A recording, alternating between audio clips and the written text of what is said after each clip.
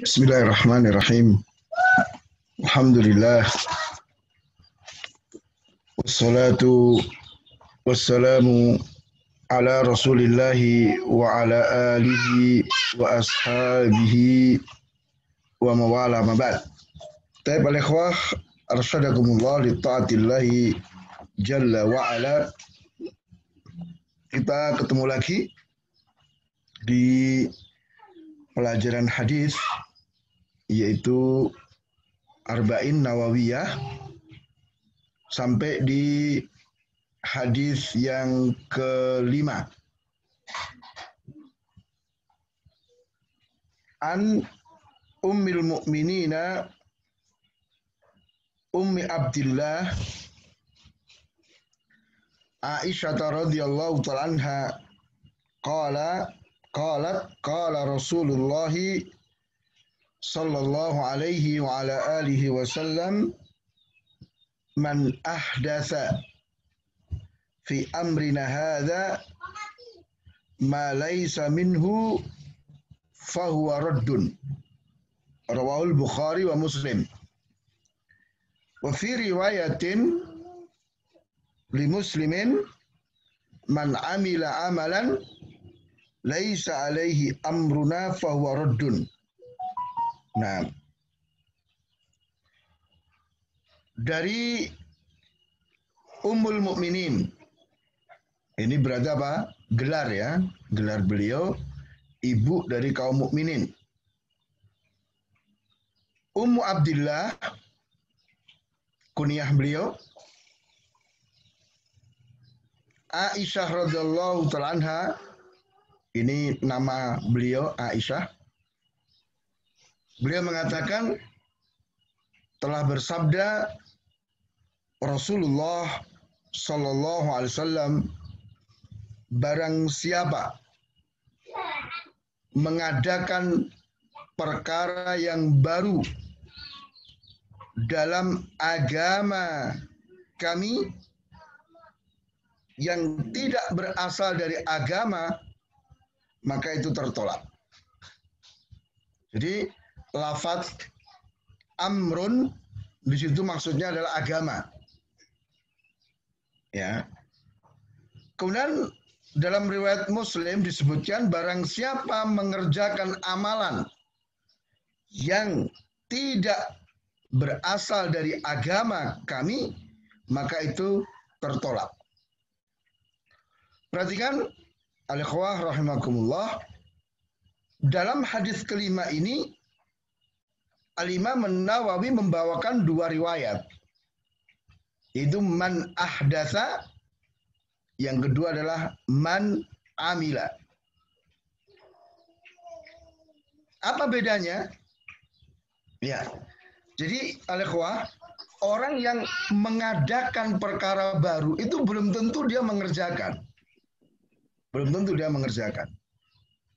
Demikian pula orang yang mengerjakan perkara baru dalam agama, tidak mesti dia yang membuatnya, dia yang mengadakannya. Maka dua-duanya dihukumi sama, itu apa? Tertolak. Yang mengadakan perkara baru meskipun dia tidak mengerjakan, tertolak. Orang yang mengerjakan meskipun bukan dia yang mencipta, yang membuat, maka juga tertolak amalannya. Nah, hadis ini merupakan hadis yang sangat agung karena merupakan ukuran zahir untuk satu amalan. Ya, ingat bahwa amalan itu diterima itu dengan dua syarat. Ya, syarat yang pertama adalah keikhlasan. Ini adalah berarti apa? Perkara batin. Ini dikandung dalam hadis pertama, innamal a'malu binniyat. Sedangkan syarat yang kedua adalah apa? Kecocokan dengan syariat yang diajarkan oleh Rasul. Nah, ini dikandung dalam hadis ini ukuran zahirnya. Inilah tahqiq pelaksanaan dari dua kalimat syahadat. Syahadat alla ilaha illallah adalah amalan batin berkenaan dengan keikhlasan, sedangkan syahadat Muhammadan Rasulullah itu adalah apa? Kaitannya dengan amalan zahir, penilaian secara zahir, kecocokan dengan syariat. Nah, dan kita oleh syariat diperintahkan untuk menilai seseorang itu berdasarkan apa yang nampak dari dia. Nah, belum udah. Mereka tidak perlu menilai orang-orang gimana sih? Orang. Ya. Jadi kalau misalnya dari hadis ini maka kita bisa membantah ucapan sebagian orang yang mengatakan yang penting kan niatnya. Sering kan kita dapati orang-orang itu yang penting niatnya. Niatnya baik. Maka berdasarkan hadis ini kita bantah bahwa sebatas niat baik itu tidak cukup. Ayo itu adiknya yuk. Ayo disingkirkan dulu, Bapak tuh ngajar.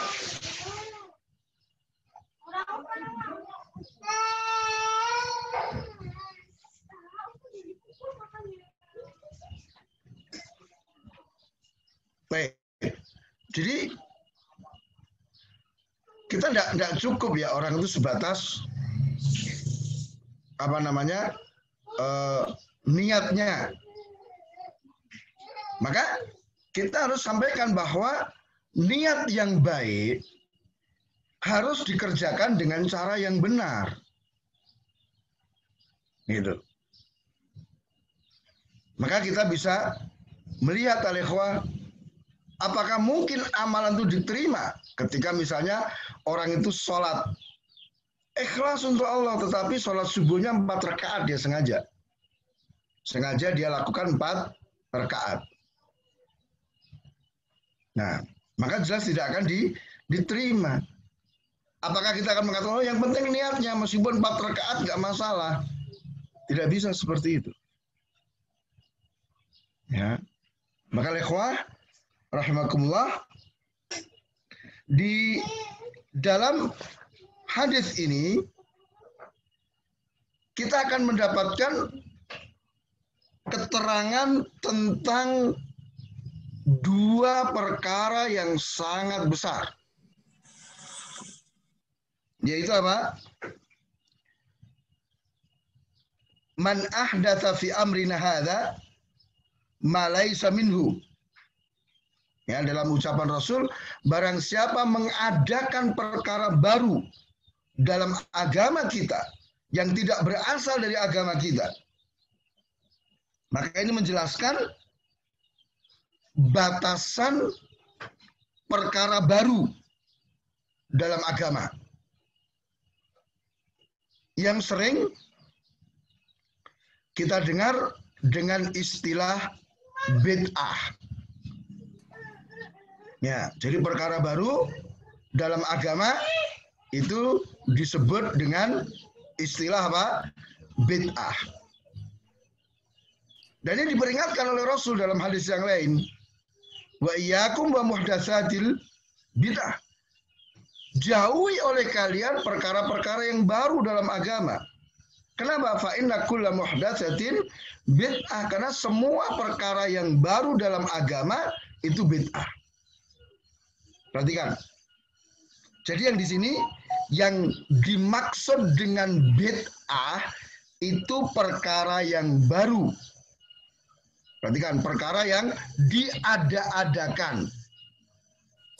Yang kedua, perkara baru yang diada-adakan itu dalam cakupan perkara agama. Maka kalau perkara baru dalam urusan selain agama, maka tidak dikatakan sebagai bid'ah menurut istilah. Ya. Jadi sebelum kita lanjutkan al-ikhwah, ya, kita coba jelaskan apa makna bid'ah. Bada'a. Ya, asalnya dari kata itu. Yang secara bahasa artinya apa? Sesuatu yang baru, yang tidak ada sebelumnya. Itu secara bahasa. Maka setiap yang baru yang sebelumnya nggak ada bisa dikatakan bid'ah menurut bahasa. Komputer bid'ah, HP bid'ah, kacamata bid'ah, mikrofon bid'ah secara bahasa. Ya. Adapun menurut istilah syariat, bid'ah itu apa? Sesuatu yang baru yang diadakan dalam perkara agama. Perhatikan, dalam perkara agama yang dijadikan jalan untuk berlebihan dalam beribadah kepada Allah Ta'ala. Jadi bid'ah itu sudah merupakan satu jalan gitu loh. Ya. Jadi kalau misalnya ada seseorang melakukan hal yang baru, nanti bisa dihukumi maksiat, bisa dikatakan bid'ah, tergantung apakah sesuatu itu dilakukan terus-menerus sehingga menjadi suatu jalan atau tidak. Nah, maka kalau menurut pengertian syariat, ya, maka yang dikatakan bid'ah itu dalam perkara agama, maka komputer itu masuk bid'ah enggak? Tidak. Mikrofon masuk perkara bid'ah enggak? Tidak. Ya. Kacamata bid'ah tidak? Mobil bid'ah enggak? Tidak. Tetapi kalau menurut istilah bahasa semuanya masuk. Maka di sini harus betul-betul difahami oleh ikhwah pengertian bid'ah menurut bahasa dan menurut istilah. Karena nanti kebanyakan orang ketika diingatkan tentang perkara bid'ah, mereka akan membantah dengan definisi secara bahasa. Pak, kamu jangan melakukan amalan ini amalan bid'ah. Dan dia bantah, lah kamu juga melakukan bid'ah, kamu naik sepeda motor, kenapa nggak naik onta? Ya ini kan berarti apa? Ya salah paham nih berarti. Ya jadi ini ya. Jadi yang dikatakan bid'ah itu dalam perkara agama, bukan dalam perkara duniawi. Ya. Kemudian sesuatu yang diadakan itu adalah perkara yang sama sekali tidak berasal dari agama. Tidak ada dalil, juga tidak tercakup dalam kaedah-kaedah syariat. Gitu. Maka nanti perlu dibedakan antara bid'ah dengan apa? Masalihul mursalah. Dalam istilah pembahasan usul fiqh. Ya. Karena nanti ada orang yang membantah, loh itu para sahabat itu mengumpulkan Al-Quran, para sahabat melakukan demikian-demikian. Maka mereka beralasan dengan itu untuk membenarkan perbuatan bid'ah yang mereka lakukan. Maka ini nggak bisa, harus dibedakan. Jadi bid'ah itu sesuatu yang memang betul-betul terlepas dari agama. Kemudian yang berikutnya, bid'ah itu atau perkara baru itu dikatakan bid'ah kalau dimaksudkan untuk beribadah kepada Allah Ta'ala. Itu. Jadi dimaksudkan untuk beribadah kepada Allah Ta'ala. Ya, jadi ini pengertian bid'ah sebagaimana yang disebutkan oleh Al-Imam Syatibi rahimahullah di dalam kitab Al-I'tisam. Ya, tariqatun fid dini muhtara'atun, ya, jalan yang baru ya dalam agama yang diada-adakan, ya, yuksadu bisuluk ya al-mubalagh tudhahi syar'iyyah yuqsadu bi sulukiha al-mubalaghatu fit ta'abbudillah. Ya. Yang bid'ah ini biasanya mirip dengan syariat dan dimaksudkan untuk berlebihan dalam beribadah kepada Allah tabaraka wa ta'ala. Kemudian al-ikhwah,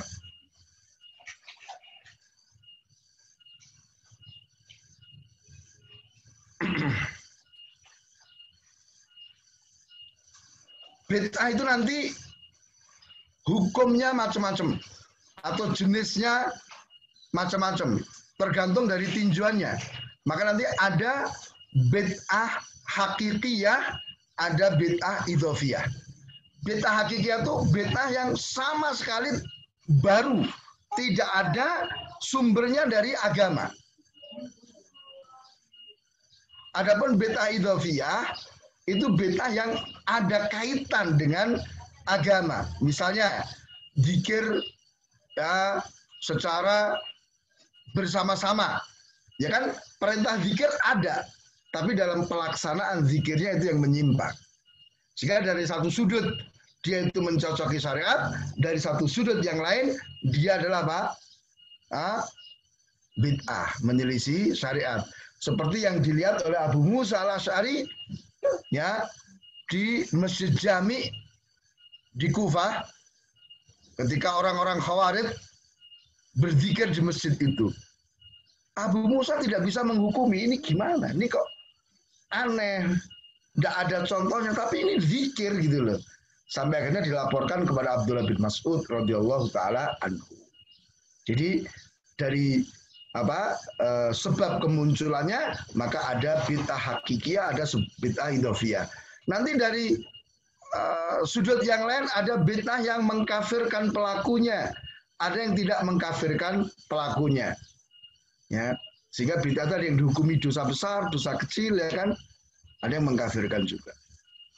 Banyak sekali pembagian jenis-jenis bid'ah tergantung dari sudut pembagiannya. Kemudian al-ikhwah, di dalam hadis kelima ini juga dijelaskan kepada kita hukum perbuatan bid'ah. Ya, hukum perbuatan bid'ah. Itu apa? Fahuwa raddun, tertolak, tidak diterima. Ya. Maka di riwayat yang kedua itu lebih jelas lagi, man amila amalan. Siapa yang mengerjakan amalan yang tidak sesuai dengan agama kami, maka itu tertolak. Nah,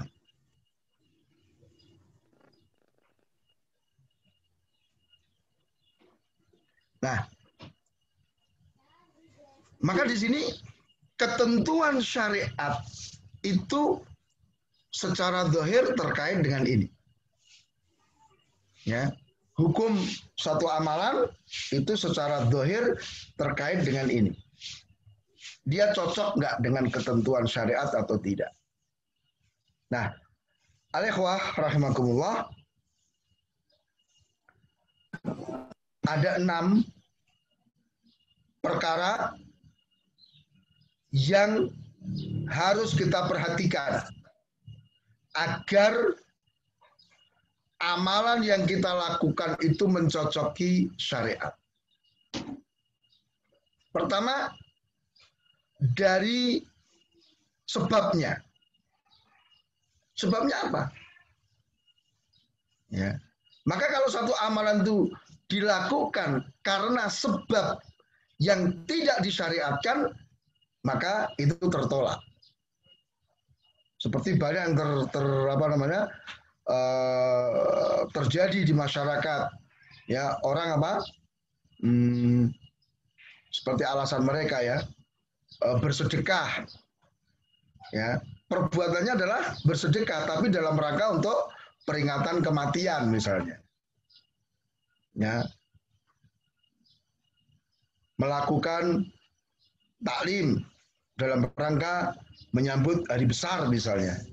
Ini adalah hal yang dari sudut sebab itu tidak mencocoki syariat.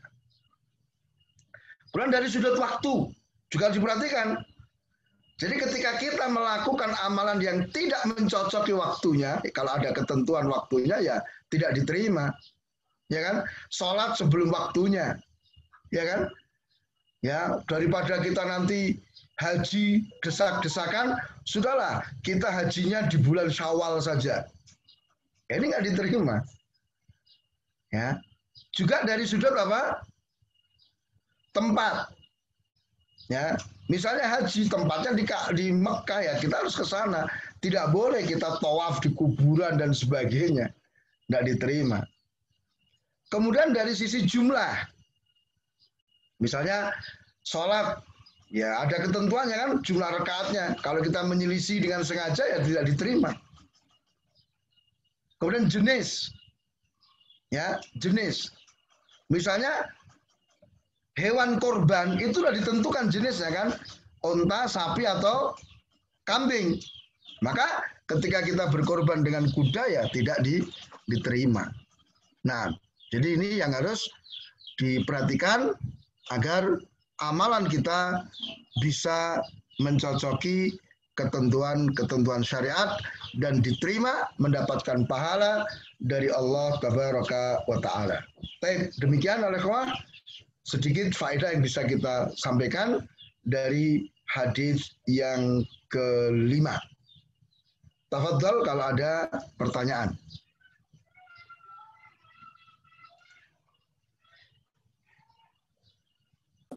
Yang keenam tadi apa, Ustaz? Tadi apa? Sebab, kemudian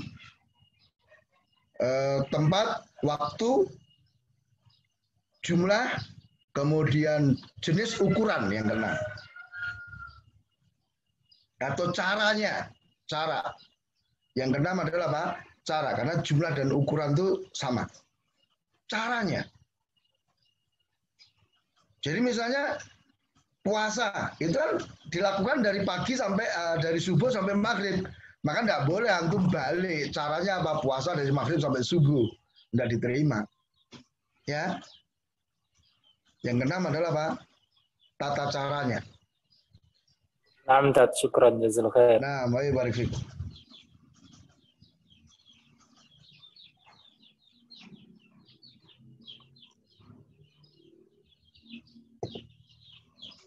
Baik, fikum soal? Ah? Monggo para peserta, kalau ada pertanyaan bisa disampaikan atau ditulis di kolom chat.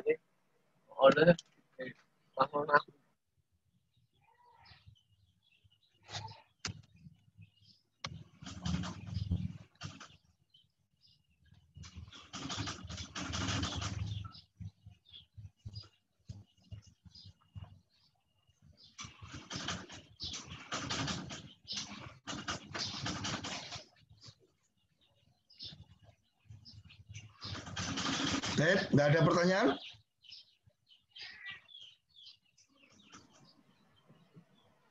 Monggo para santri dan peserta.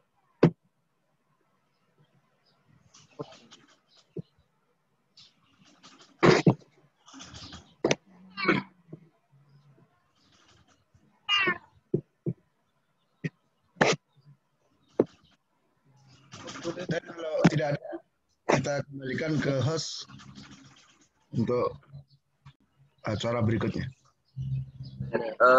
Kalau tidak ada pertanyaan, mungkin kita cukupkan kajian pada sore hari ini. Semoga apa yang disampaikan oleh Ustaz Abu Ahmad itu bisa bermanfaat bagi kita semua. Dan kami ucapkan jazakumullahu khairan kepada Ustaz Abu Ahmad yang menyampaikan materi. Kita tutup acara pada sore hari ini dengan doa kafaratul majelis. Subhanallahumma wa bihamdika asyhadu an la ilaha illa anta astaghfiruka wa atubu ilaik. Assalamualaikum warahmatullahi wabarakatuh. Waalaikumsalam warahmatullahi wabarakatuh. Waalaikumsalam warahmatullahi wabarakatuh. Waalaikumsalam warahmatullahi wabarakatuh.